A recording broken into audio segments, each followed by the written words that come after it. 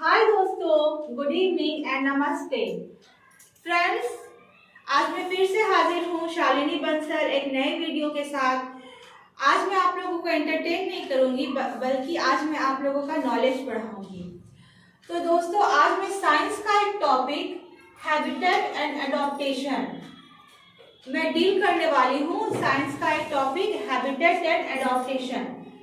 दोस्तों, मेरा ये जो वीडियो है ये हर रेंज के स्टूडेंट्स, हर स्केल के स्टूडेंट्स देख सकते हैं, चाहे वो स्कूल में पढ़ने वाले स्टूडेंट्स हो, 4 क्लास से लेकर के 6 क्लास तक के स्टूडेंट्स इस टॉपिक को समझ सकते हैं।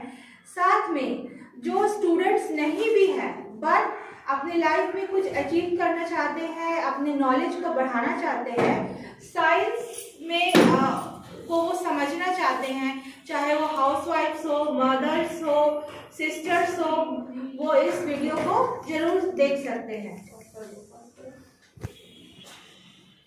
दोस्तों, तो सबसे पहले हम ये जानेंगे कि लिविंग ऑर्गेनिजम्स और नॉन लिविंग थिंग्स में क्या डिफरेंस है। तो लिविंग ऑर्गेनिजम्स तो आपको पता है, living organisms can breathe, they can move, they can grow, they can reproduce. तो ये सारे फीचर्स होते हैं लिविंग ऑर्गेनिजम्स में।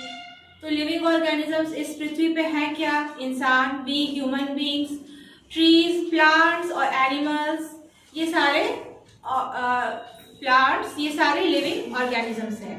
और नॉन लिविंग थिंग्स क्या है? तो वो सब जो है वो ये जैसे कि ये मार्कर, ये बोर्ड, ये चेयर और मेरे कोचिंग में जितने भी बेंचेस लगे हुए हैं, पेंसिल, इरेजर, जो भी हम कुछ यूज करते हैं, यूटेंसिल्स, हमारे क्लोथ्स, ये सब नॉन लिविंग थिंग्स है। तो दोस्तों, ये जो ऑर्गेनिज्म वर्ड है ना, ये हमेशा लिविंग क्रिएचर्स के लिए ही यूज होता है, नॉन लिविंग थिंग्स के लिए वर्ड यूज नहीं होता है। तो आगे जब भी मैं ये वर्ड यूज करूंगी ऑर्गेनिजम्स, तो आप लोग समझ जाइएगा कि मैं लिविंग थिंग्स, लिविंग क्रिएचर्स के लिए ही यूज कर रही हूँ। तो दोस्तों, ऐसा है ना कि हैबिटेट से हम यह समझते हैं कि दोस्तों इंडिया में ही हर जगह का मौसम एक जैसा नहीं होता है। जितने भी लैंड फीचर्स है ना, वो हर जगह की एक जैसे नहीं है। जो कोस्टल एरियाज है, समुद्र किनारे के जो मतलब समुद्र किनारे का जो जगह है, तो वहाँ का मौसम, वहाँ का वातावरण, वहाँ की मिट्टी, वहाँ का पानी अलग है। वहाँ पे अलग तरह के पेड़ पौधे होते हैं। अब फिर आप माउंटेन्स में चले जाइए, हिमालयन रीजन में चले जाइए, वहाँ के पेड़ अलग होते हैं। वहाँ के हल्ला नहीं, हर जगह जो है वहाँ का मौसम अलग है। हिमालयन रीजन का मौसम अलग है, वहाँ के लोगों का पहनावा अलग है। वो जो है ठंड में, उतनी ठंड में वो सरवाइव कर जाते हैं। उनका जो ब्लड है वो मतलब कि अडॉप्ट कर गया है उस रीजन के अकॉर्डिंग। वहाँ के एनिमल्स भी अलग अलग होते हैं। पहाड़ी भेड़ अलग होता है, पहाड़ी सांड, ये सब वहाँ के अलग तरह के जानवर पाए जाते हैं। वही हम सी में अगर देखेंगे, समुद्र के अंदर अलग तरह के जानवर पाए जाते हैं। अगर हम डेजर्ट में चल जाए तो डेजर्ट में क्या देखते हैं कि वहाँ पे बहुत कम प्लांट्स है, वेजिटेशन ना के बराबर है। ज़्यादा वहाँ पे कैक्टी या कैक्टस ही पाया जाता है। और वहाँ के जो जानवर है उनका जो बॉडी फीचर्स है वो अलग है। नॉर्मल जो हमारे मतलब कि टेरेस्ट्रियल रीजन के जो एनिमल्स है, जैसे कि लायन, टाइगर और फॉक्स, बेयर, ये सब से वहाँ जो डेजर्ट में पाया जाने वाला जानवर है कैमल, उसका क्या फीचर्स है? तो उसका फीचर्स है देयर डंग आर ड्राई। वो जो भी डंग में जो वो लैट्रिन करते हैं वो बहुत कम करते हैं और वो भी सूखा करते हैं। देयर यूरिन इज लेस, वो जो पेशाब करते हैं वो भी कम मात्रा में करते हैं, जिसकी वजह से वो एक ही बार में ज़्यादा से ज़्यादा 5-6 लीटर पानी पी लेते हैं और वाटर सिक्रेशन उनके बॉडी से बहुत कम होता है। देयर डंग इज ड्राई, उनका जो गोबर है वो सूखा होता है। देयर यूरिन इज लेस, उनका पेशाब कम होता है। दे डोंट स्वेट, ना ही उनके शरीर से पसीना निकलता है। तो जब पसीना निकलेगा ही नहीं, पेशाब भी कम करेंगे, लैट्रिन भी सूखा करेंगे, तो फिर पानी तो शरीर के अंदर ही रह जाएगा ना। इसलिए यही कारण है कि कैमल जो है वो एक बार में ज्यादा पानी पी कर 15-20 दिनों तक, एक महीने तक वो पानी के बिना जीवित रह जाते हैं। तो आज मैंने बहुत ही इंटरेस्टिंग फैक्ट आप लोगों को बता दिया कि कैमल बिना पानी के ज्यादा दिनों तक जिंदा कैसे रह जाते हैं। अब इसको भूलिएगा मत। अब नेक्स्ट है, मैं आपको बता दूं कि ऑर्गेनिजम्स हम कहाँ पाते हैं। तो दोस्तों, आपको ऑर्गेनिजम्स जो है ना, वो ऐसा कोई भी जगह जहां अगर हवा नहीं पहुंचती हो या सूरज की रोशनी नहीं जाती हो, वहां पे आपको ऑर्गेनिज्म नहीं मिलेगा। लेकिन बाकी आपको हर जगह में, आपको अपने पेंसिल बॉक्स के अंदर ऑर्गेनिज्म मिलेगा, छोटे छोटे कीटाणु मिल सकते हैं, हाथ के ऊपर कीटाणु रहते हैं, फ्रिज के अंदर भी कीटाणु रहते हैं। कम रहते हैं लेकिन बट रहते हैं। वही कीटाणु रहते हैं जो कि बहुत ही ठंड में, फ्रिज की ठंड में भी जो सरवाइव कर सकते हैं। और ऐसे आपको हर जगह कीटाणु मिलेंगे। आपके खाने के बर्तनों पर भी कीटाणु पड़े रहते हैं, फ्रूट्स में रहते हैं, वेजिटेबल्स में रहते हैं, हमारे किचन में रहते हैं, हमारे डाइनिंग टेबल पर रहते हैं, हमारे स्लीपिंग बेड में रहते हैं। हम कितना भी घर में साफ सफाई मेंटेन करें, हाँ ये है कि अगर हम ज़्यादा साफ सफाई मेंटेन करते हैं तो घर में कीटाणु जो है वो कम मिलते हैं, और अगर साफ सफाई मेंटेन नहीं करेंगे तो कीटाणु ज़्यादा होंगे। अब मैं बताऊंगी कि जो फिश है, ठीक है, ऐसे तो सी में बहुत सारे क्रिएचर्स पाए जाते हैं। फिश है, बहुत तरह के डिफरेंट टाइप्स ऑफ फिशेस पाए जाते हैं। फिर डॉल्फिन है, शार्क है, वेल है, और हॉर्स सी है, स्टारफिश है, जेलीफिश है, बहुत डिफरेंट टाइप्स ऑफ क्रिएचर्स पाए जाते हैं। लेकिन मैं बस फिश की बात करती हूँ कि फिश के बॉडी फीचर्स में क्या खासियत होता है, कि जैसे कि मैंने कैमल के बारे में बताया कि फिश के बॉडी फीचर्स में क्या खासियत होता है कि फिश वाटर में सर्वाइव कर पाती है। तो सबसे बड़ी बात है कि every fish have streamlined body shape. आप देखेंगे जो शेप होता है ना मछलियों का, उसको स्ट्रीमलाइंड बॉडी कहते हैं। वो ऐसा रहता है कि जैसा कि एक नाव का एक शेप होता है ना, वैसा ही शेप होता है मछलियों का, जिसके कारण कि वो पानी को काटते हुए पानी में तैरती है। तो उनके शेप के कारण वो पानी में तैर जाती है। अब क्या है कि slippery scales, easy movement. Slippery scales मछलियों का जो खाल होता है उसके ऊपर अब जो चमकीला देखेंगे वो रेसा वो लगा रहता है, जिसको कि हम लोग हटा देते हैं कुकिंग से पहले। तो वो उसकी वजह से वो इजी मूवमेंट पानी में है ना, वो अच्छी तरह से मूव कर पाती है, तैर पाती है, ताकि पानी उनके बॉडी के ऊपर से स्लिप करता हुआ चला जाए। उनका बॉडी पानी को एब्जॉर्ब नहीं करता है। अब है फ्लैट फिन्स एंड टेल्स। किनारे में जो है वो फिन्स रहते हैं, वो उनके पंख रहते हैं, और टेल मतलब पूंछ रहते हैं।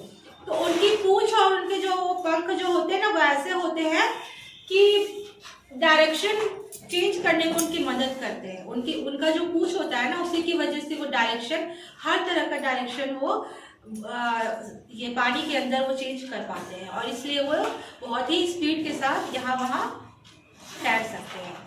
ठीक है। और उनके बॉडी में क्या होता है, तो गिल्स होता है। गिल्स जो है उन्हें हेल्प करते हैं कि ऑक्सीजन एब्जॉर्ब करने के लिए। गिल्स की वजह से ही, जैसे कि हम ह्यूमंस के अंदर लंग्स होता है ना, जिसके कारण हम ब्रीथ कर सकते हैं, लेकिन फिशेस के अंदर, मछलियों के अंदर गिल्स होता है, जो कि पानी के अंदर के ऑक्सीजन को एब्जॉर्ब करने में और ब्रीथ करने में, सांस लेने में उनकी मदद करता है। तो दोस्तों, मैंने ये भी अच्छे से क्लियर कर दिया कि फिशेस पानी में क्यों सरवाइव कर पाती है, क्योंकि उनके बॉडी में क्या क्या फीचर्स होते हैं। तो एक उनका बॉडी स्ट्रीमलाइंड होता है, स्ट्रीमलाइंड शेप का होता है। उनके पास स्लिपरी स्केल्स होते हैं। उनके फिन्स और टेल जो है वो उनको ये करने में, डायरेक्शन चेंज करने में उनकी मदद करते हैं। और फाइनली उनके पास गिल्स होता है, जिसके कारण वो ब्रीथ, पानी में भी वो सांस ले सकते हैं। हम ह्यूमंस या एनिमल्स, टेरेस्ट्रियल एनिमल्स पानी में सांस नहीं ले सकते हैं। हम पानी के अंदर जो ऑक्सीजन डिजॉल्व रहता है, घुला हुआ रहता है ऑक्सीजन, उसको हम नहीं ले सकते हैं। गिल्स जो है वो एबल होते हैं, फिशेस जो है वो पानी के अंदर के ऑक्सीजन को भी एब्जॉर्ब कर लेते हैं। और बना रही है। हो गया मैम। अभी तक तो मैंने आप लोगों को ये सब बताया कि अलग अलग प्लेसेस में, अलग अलग ये एनवायरनमेंट में कैसे जो ऑर्गेनिजम्स होते हैं डिफरेंट टाइप्स के, वो कैसे सरवाइव करते हैं। ठीक है, अब मैं आप लोगों को बताऊंगी कि एडॉप्टेशन क्या होता है। ये जो टर्म है साइंस का एडॉप्टेशन, उसका मैं आप लोगों को मीनिंग बताऊंगी। तो सबसे पहले मैं इसका इंग्लिश में डेफिनेशन बता देती हूँ कि the presence of specific features और certain habits which enable an organism to live naturally in a place is called adaptation। तो जैसा कि मैंने अब फिश और कैमल के माध्यम से आप लोगों को बताया कि अलग अलग एनिमल्स के अलग अलग फीचर्स होते हैं बॉडी के, जो कि उनको उस एनवायरनमेंट में उस एनवायरनमेंट में, उस प्लेस में जीने के लिए उसको सहायता करते हैं या मजबूर कर देते हैं, जो भी आप कहिए। इसी चीज को बोला जाता है एडॉप्टेशन। जैसे कि कैमल का जो ये जो फीचर्स होता है कि वो वाटर कम सेक्रेट करता है और वाटर को होल्ड कर सकता है ज़्यादा दिनों तक, यही जो उसका फीचर है, इसी को कहते हैं एडॉप्टेशन। अब मैं ये बताऊंगी कि हैबिटेट क्या होता है। तो पहले मैं इंग्लिश डेफिनेशन बता लूं। The place where organisms live is called habitat. जिस भी ऑर्गेनिज्म का, चाहे वो ह्यूमन बीइंग हो, चाहे वो प्लांट्स हो या फिर वो एनिमल्स हो, जिस भी ऑर्गेनिज्म जो जहाँ भी रहता है, जो जैसे कि एनिमल, जैसे कि कैमल है। अब कैमल को हम सी बीच मतलब सी के पास ले आएंगे, कोस्टल एरियाज में रखेंगे तो शायद कैमल नहीं रहेगा, या फिर सी को हम माउंटेन्स में कैमल को हम माउंटेन रीजन में ले जाएंगे तो कैमल सरवाइव नहीं कर सकता है। कैमल सिर्फ डेजर्ट में ही सरवाइव कर सकता है, और वही डेजर्ट ही कैमल के लिए उसका हैबिटेट है। जितने भी सी के क्रिएचर्स हैं, fishes, dolphin, sharks, whales, jellyfish, starfish, इन सबका हैबिटेट क्या है? इन सबका हैबिटेट है सी एंड ओशियंस, क्योंकि ये लोग सी एंड ओशियंस में ही रह सकते हैं। तो अब आप समझ गए होंगे कि हैबिटेट क्या होता है और एडॉप्टेशन क्या होता है। अब है कि एक और टर्म आता है इस लाइन में, उसे कहते हैं टेरेस्ट्रियल हैबिटेट्स। इसका डेफिनेशन है the plants and animals that live on land. बहुत सारा तो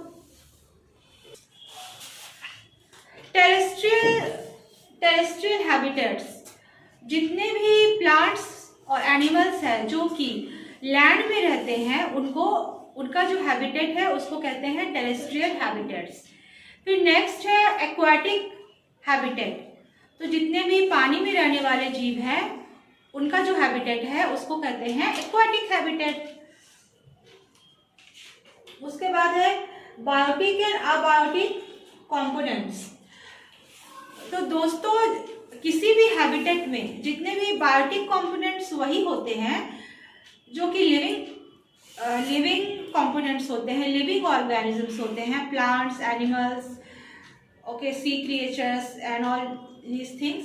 तो वही होते हैं बायोटिक कंपोनेंट्स। और जितने भी नॉन लिविंग थिंग्स होते हैं, ठीक है, जैसे कि मान लीजिए मैं टेरेस्ट्रियल हैबिटेट में रहती हूँ, तो यहाँ पे बायोटिक भी है और अबायोटिक भी है। जैसे कि व्हीकल्स और लंबे लंबे जो टॉल मॉन्यूमेंट्स हैं या फ्लैट्स हैं, बिल्डिंग्स हैं, रोड है, फर्नीचर्स है, तो ये सब अबायोटिक कंपोनेंट्स हैं। तो आई होप करती हूँ कि आपको बायोटिक कंपोनेंट्स और अबायोटिक कंपोनेंट्स में डिफरेंस समझ में आ गया होगा। और उसी तरह टेरेस्ट्रियल हैबिटेट और एक्वाटिक हैबिटेट भी आपको समझ में आ गया होगा।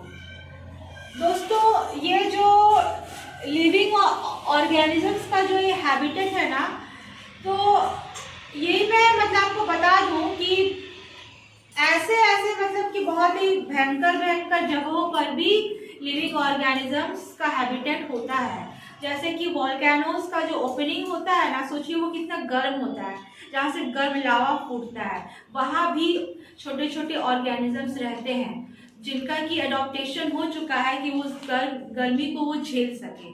तो सोचिए कि भगवान ने कितना ये अजीब सी दुनिया मतलब बनाई है कि उस वॉल्केनो के इरप्शंस जो होता है उसके ओपनिंग्स में, मैं एकदम ओपनिंग्स का बात कर रही हूँ, वहाँ भी ऑर्गेनिजम्स आपको लिविंग ऑर्गेनिजम्स मिल जाएंगे। और सी है ना, सी के आप deep and deep and deep, जितना भी आप डीप जाइएगा उतने बहुत डीप आप जब, जैसे मैरिना ट्रेंच है, डीपेस्ट पॉइंट ऑफ द सी है, और उसके भी डीप अंदर आप चले जाइएगा ना तो आपको जानते हैं लाइट वाले क्रिएचर्स मिलेंगे जिनके कि यहाँ पे लाइट लगा रहता है। सही में मैं मतलब हाँ देखी हूँ, इसमें डिस्कवरी चैनल में दिखाता है कि वो जो फिशेस होती है ना बहुत अजीब सी डरावनी सी रहती है, उनका दांत बड़ा बड़ा रहता है और यहाँ पे माथे में यहाँ पे लाइट लगा रहता है। सोचिए गॉड ने कितना उन्हें गॉड गिफ्ट किया है। पता है लाइट क्यों लगा रहता है? क्योंकि जो सनलाइट है वो इतने डीप सी के अंदर नहीं पहुँच पाता है, तो इसलिए गॉड ने उन्हें क्या दे दिया है, उनके बॉडी में ही लाइट दे दिया है। लेकिन यही खास बात है कि जिसका जहाँ हैबिटेट है वो वहीं रह सकता है। अगर हम सी क्रिएचर्स को, फिशेस को अगर हम पानी के बाहर निकालते हैं तो वो 15-20 मिनट में ही, अगर उन्हें पानी नहीं मिलेगा तो वो मर जाएंगी। यही खासियत है, हैबिटेट इसी को कहते हैं, एडॉप्टेशन इसी को कहते हैं। Okay friends, thank you. मिलेंगे नेक्स्ट वीडियो में। Stay tuned with my videos और ज़्यादा से ज़्यादा लाइक करें और ज़्यादा से ज़्यादा सब्सक्राइब भी करें। Thank you friends.